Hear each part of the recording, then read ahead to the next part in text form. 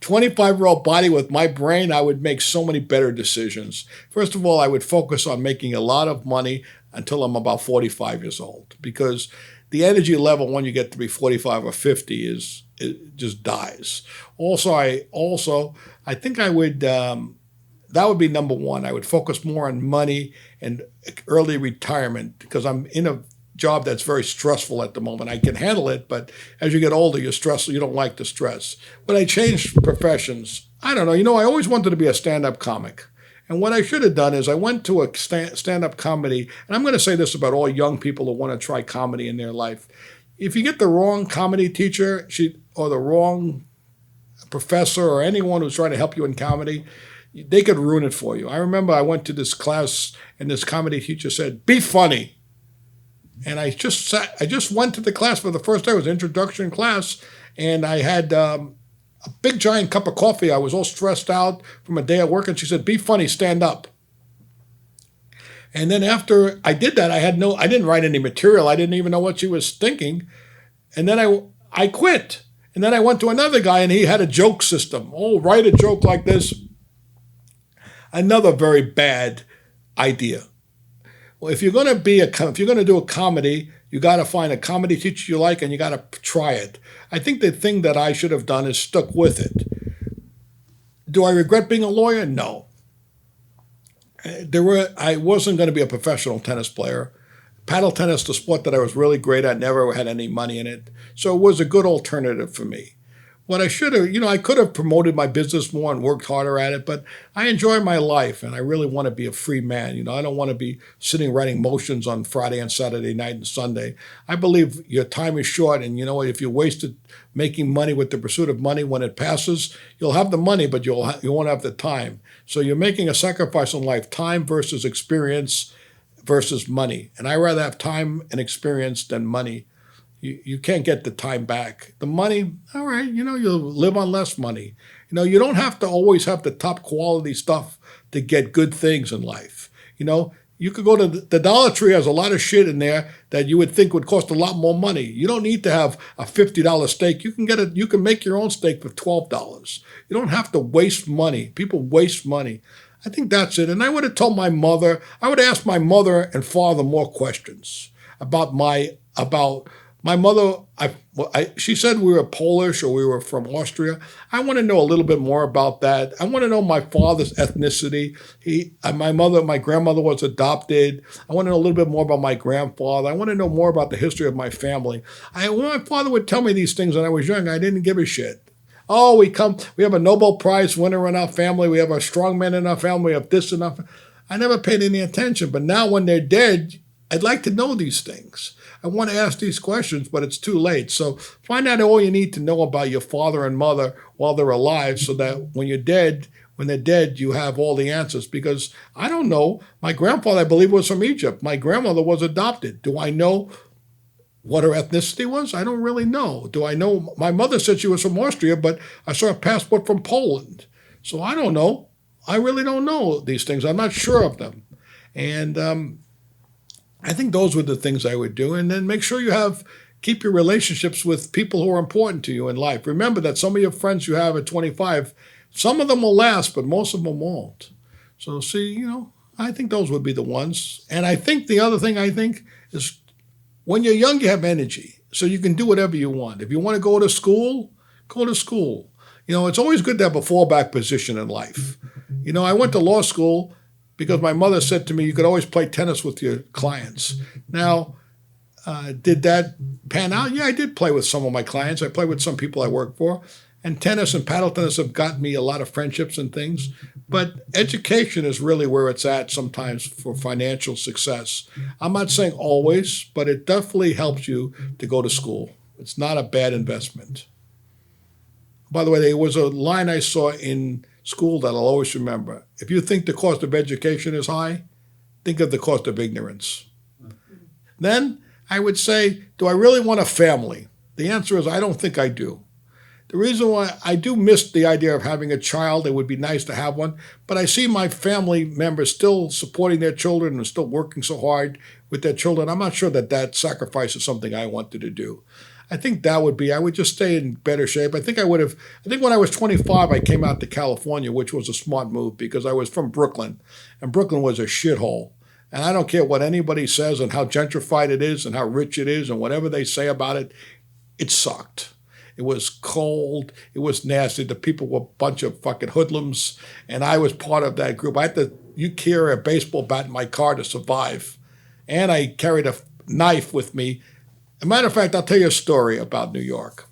I was coming from California, and I was in an OP shirt. I know none of you know what OP is, but it's Ocean Pacific, and they had a dolphin shorts. This was shorts that if you wore them now, they would probably assume you were gay because they're real short and stuff, but that's what we wore in those days. And I don't know if I should say the word gay, but let it go.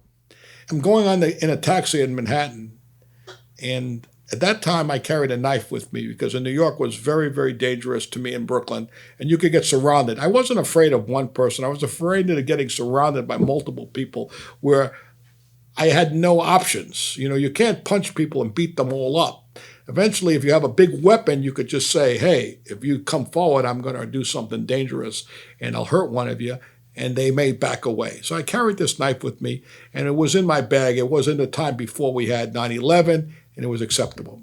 And I remember I'm going in a taxi, and I said to the guy, taxi driver, take me to Manhattan Beach. Now, Manhattan Beach is in Brooklyn. And I'm from Brooklyn, but I have blonde hair, I have an OP shirt on, and he's driving me in completely the wrong direction. The cab is going to Manhattan. I said to him, sir, Manhattan Beach is in Brooklyn. I know where I'm going. I said, Manhattan Beach is in Brooklyn, buddy. It's in Brooklyn. You're going the wrong way. And he started screaming at me. I said, do me a favor. Take me back to the fricking thing, to the JFK or whatever airport I was at. I don't remember which one now. Screaming at me, yelling at me. Oh, a nightmare. You motherfucker, fuck you, all this curse words. I know where I'm going. But he didn't. He was trying to give me they have a Manhattan ride where they take you around the freaking Manhattan, and it'll be like a $200 ride to get to something that's a $30 ride. And that's what he was taking me on.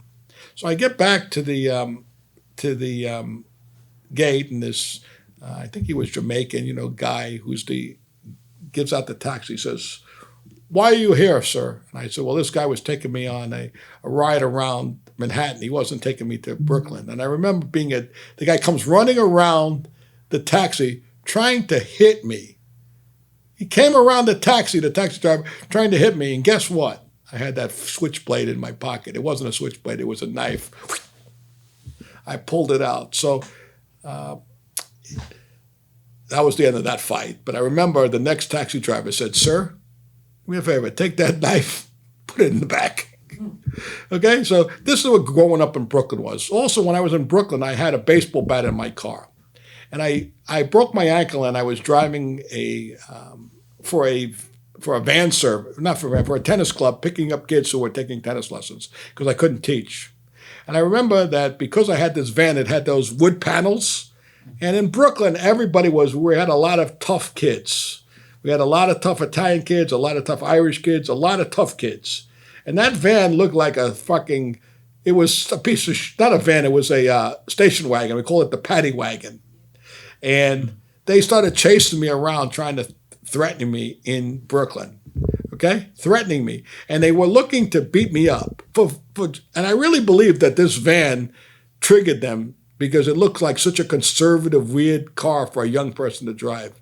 And so I had to cruise around Ocean Parkway, which is in Brooklyn, and miss the lights and try to avoid getting killed. Because if they boxed me in, I felt they were going to come out of the car and it was going to be a nightmare. But I had the bat in the car. But it was still in the back seat. I would have to stop, go to the back seat, and these guys could be multiple people. So I'm passing all these lights. I'm cruising all around. I'm trying to avoid it. And finally, I get to a place where there's a light. I go around the light, I go past the light, and I go all the way down the street, and I get pulled over by the cops. What were you doing, sir? I saw what you were doing. I said, buddy, these guys are trying to kill me. He goes, sure they were. Sure they were. That's New York, boy. Sure they were, buddy. Sure. I said, they were trying to kill me. They were chasing me for about 2 or 3 miles. This is what life was. Finally, the guy actually got called away on another call and left me. But that's what life was in Brooklyn. You know that when I was in Brooklyn, I had 3 guys fight me every day for 3 years. From first, second, third, and fourth grade, basically, they attacked me. They didn't like me, and I guess I didn't like them anymore. And for 3 years, I had to decide what exit I would exit. And it wouldn't matter because I knew where I lived, so they would just wait for me. So I basically bought a Samsonite briefcase. It was one of those briefcases. I don't know if you ever saw this commercial. It's an old commercial where a gorilla went on top of this suitcase. I bought that suitcase, and I put all my books in there because what happened is when I got into these fights, the worst part of the fight was not the pain and the aggravation and the blood and guts, whatever the hell was happening. That wasn't that bad. It was that they would take my school books and throw them away and open up my notes, and I wouldn't have any schoolwork. Okay, that was my life in Brooklyn. And then when I told my mother, Mom, I'm getting beaten up every day in school, guess what she did? The worst thing a mother could do. She went to school. And while I was in gym class, she pointed out the people who were fighting with me. Guess what happened after that? We had a fight. Me and those guys fought that night. So I could never say nothing. So when I was a kid, I just had to be quiet. I went home and was like a silent fighter.